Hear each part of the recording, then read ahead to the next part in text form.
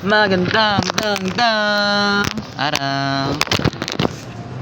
So, para sa ating video ngayong araw ay tatalakayin natin ang aking personal na paboritong kwento galing sa libro na tinalakayan namin.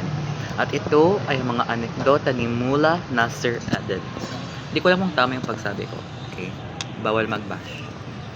Ang anekdotang pag-uusapan ko ay yung nasa bazaar siya. So, nag-start yung kwento na yun, magpunta siya ng bazaar.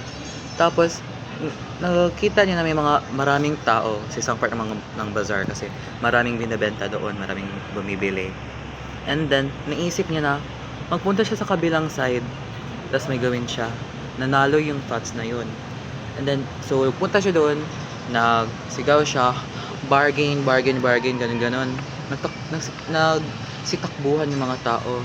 Nagpunta sila, marami nang bumili doon ng side. At sumaya siya.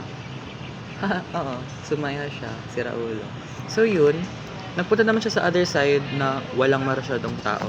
Doon na naman siya nagsigaw ng bargain kung anong isip niya.